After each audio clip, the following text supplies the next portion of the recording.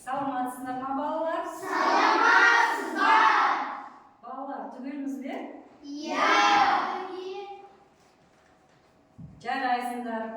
Түгел болсақ, балалар, бүгін бізде қандай сабақ? Жас дарын үйірмесі. Балалар, сабақты бастамас бұрын психологиялық ахуалымызды жақсарту үшін шаттық шеңберге келіп, бір-бірімізге жылы тілектерді айтайық. Келіңдер балалар.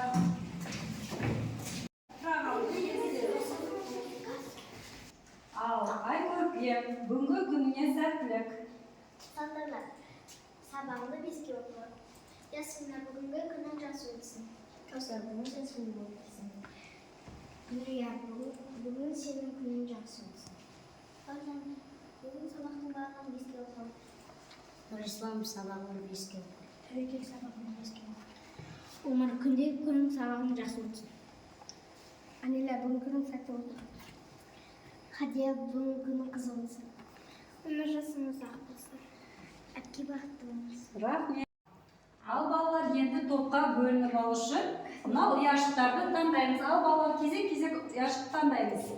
Жарайсың, екінші топ. Екінші топ. Бірінші топқа барамыз. Үшінші топқа барамыз. Бірінші топқа барамыз. Екінші топқа барамыз. Үшінші топқа барамыз. Екінші топ. Бірінші топқа. Балалар, бүгінгі біздің сабақтың тақырыбы көбейту және бөлу. Бұл мақсаты көбейту және бөлу амалдарының мағынасын түсінеді. Екі амалдың өзара байланысын қолдана отырып есептер шығару. Құндылығымыз тәуелсіздік және отаншылдық. Ел жұртымның бақыты аталатын сөнбесің мәңгі сенің отан атың. Балалар, көбейту және бөлу математикадағы 4 амалдардың, негізгі амалдардың бірі. Бізде қандай амалдар бар? Қосу, азайту, көбейту, бөлу. Жарайсыңдар. Қосу, азайту, көбейту, бөлу. Көбейту бірдей сандарды бірнеше рет қосудың қысқаша түрі, балалар. Бір санды бірнеше рет қоссақ, несі шығады? Жауабы шығады. Мысалы, 3 көбейту 4 десек, қанша болады? 12 болады. Ал енді 3 санын 4 рет қосу арқылы жауабын шығаруға болады. Міне осынау тақтадағы мысалға қараңдар. 3 қосу 3, қосу 3, қосу 3 болады 12 саны. Яғни көбейту топта қосу амалы екен. Бөлу керісінше бір санды бірнеше бөлікке тең етіп үлестіру. Мысалы, 12-ні 3 топқа теңдей бөлсек, неше болады балалар? 4 болады, жарайсың. Яғни бөлу тең бөліктерге бөлу амалы екен. Балалар, тақтаға назар аударыңдаршы. 3 себет тұр, 3 себетте неше алма тұр балалар? 12 алма тұр. Осы 12 алманы 3 оқушыға теңдей бөліп берсек, неше алма болады? 4 алма болады, жарайсыңдар. Балалар, шапшаң ойлау әдісі арқылы қазір доды кадрмен сендермен тез ғана ойын ойнайды. Қазір тез мен сендерге сұрақ қоям, сендер кім тосып алады, сол жауап береді. Жасмин, 3-ті 2-ге көбейтейікші? Жарайсың.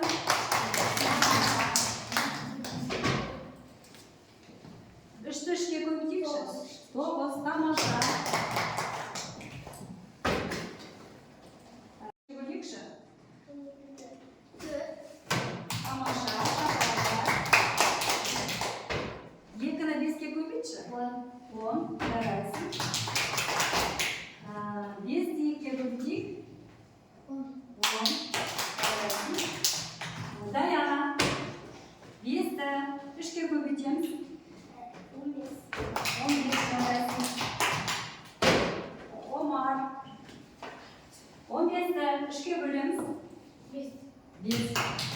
Жарайсыңдар балалар. Ал енді 3 топқа тапсырма беріледі. Әр топ жылдам не істейміз? Өз берілген есебімізді тез шығарамыз. Ал бірінші топқа мәтіндік есеп беріледі. Әр қорапта 8 дәптер бар, 7 қорапта қанша дәптер бар? Осы есепті бірінші топ сіздер шығарасыздар.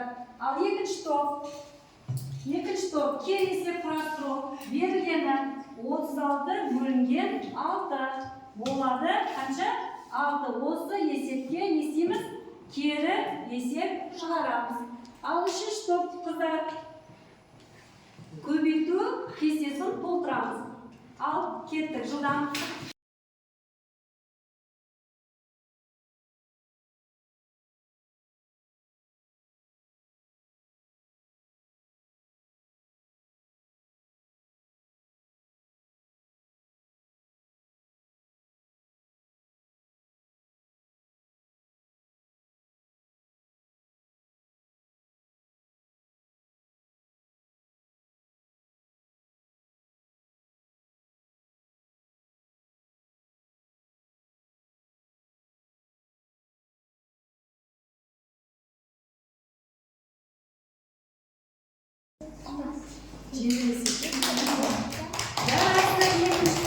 Бірінші болды, үшінші топ екінші болды, және бірінші топ үшінші болды. Ал бірінші топ келіңіздер. 6 көбейтілген 6 тең болады 36. 36 бөлінген 6 тең болады 6. Дұрыс па балалар? Дұрыс. Жарайсыңдар. Отыра қойыңдар. Келесі топ. 7 көбейту 3 тең 21. 9 көбейту 2 тең 18. 6 көбейту 8 48. 21 бөлу 3 тең 7. 18 бөлу 9 тең 2. 48 бөлу 6 тең 8. Жарайсыңдар. Дұрыс па балалар? Дұрыс.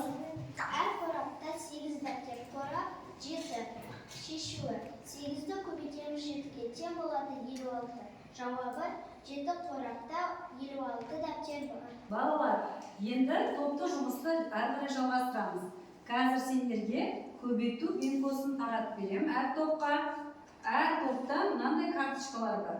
Ол карточканы көбейту амалдарын тез орындаймыз. Ал екінші топ жаямыз, жайда ішінде мындай нелер бар. Тапсырмаймыз.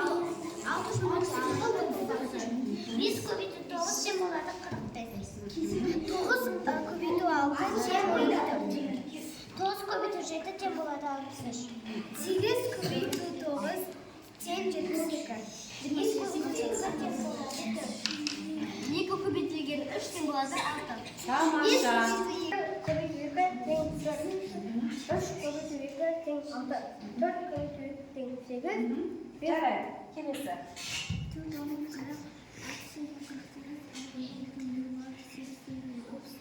Келесі, жарайсың тамаша. 8 жердегі 40, 9 жердегі 6 54, 9 жердегі 9 81. Келесі. Екі Тамаша. жердегі 8-16, 9 жердегі о үші жердегі үшін 9, екі жердегі үшін 6. 8 көбейту 5, 40. 9 көбейту 5, 45. 6 көбейту 9, 6 көбейту 9, 54. 9 көбейту 9, 81. Келесі. 3-ті көбейтеміз 8-ге тең 24, 2-ні көбейтеміз 6-ға 12, 3-ті көбейтеміз 6-ға тең болады 18. Сіздер барлықтарын тамаша орындапсыңдар.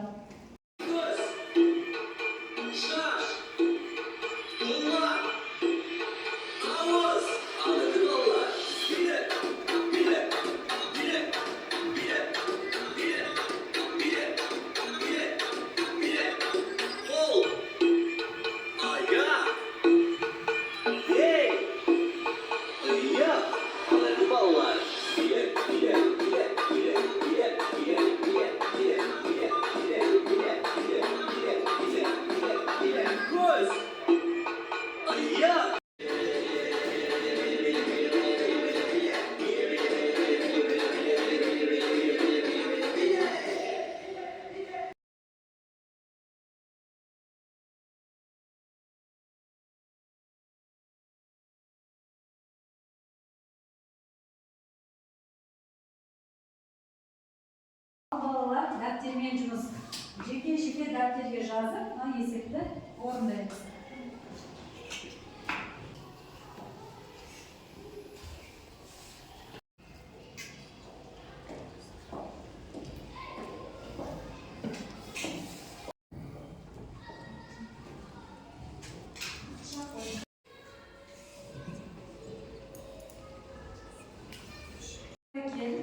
Есепті шығарыпты бірінші, алтан кел айтып жүрші.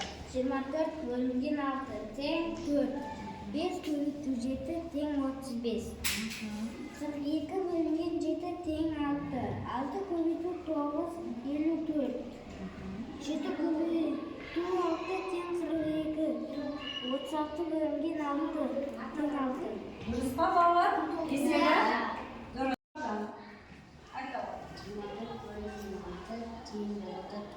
5 бөлінген 7 тең болады 35. 42 бөлінген 7 тең 6 бөлінген 9 тең 7. 42 бөлінген 6 тең 7. 36 бөлінген 6 тең 6. Ал Ясмина, айта қойшы сен. 4 бөлінген 6 тең 4, 5 жердегі 7 35, 42 бөлінген 7 тең 6, 6-ны көбейтеміз 9-ға тең 54. Ал балалар, бүгін бізде көбейту және бөлу тақырыбы болды. Ал енді осы көбейту мен бөлуді бір сөйлеммен түсіндіру әдісі арқылы кім айтып бере алады? Көбейту дегеніміз не? Бөлу дегеніміз не? Кім айтады балалар? Айта ғой. Көбейту дегеніміз бірден қосылыстарды бір-біріне бірнеше қосу.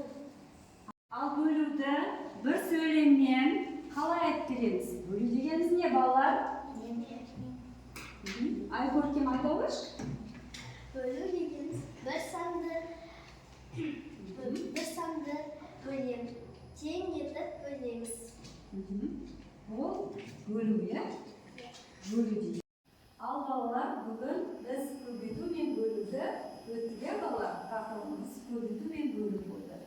Енді осы сабақты түсінгендеріңді байқау үшін біз бағдарлама әдісі арқылы сендердің түсінгендеріңді байқап көрейік. Балалар, мен сабақты жақсы түсіндім десеңдер, жасыл түсті көрсетеміз. Ал мен сабақты түсінбедім, бірақ барлығын емес болса сарын көрсетеміз. Мен сабақты жақсы түсіндім десеңдер, жасыл түсті көрсетеміз балалар. Ал көрсетейік. Тамаша. Барлығымыз сабақты жақсы түсіндік.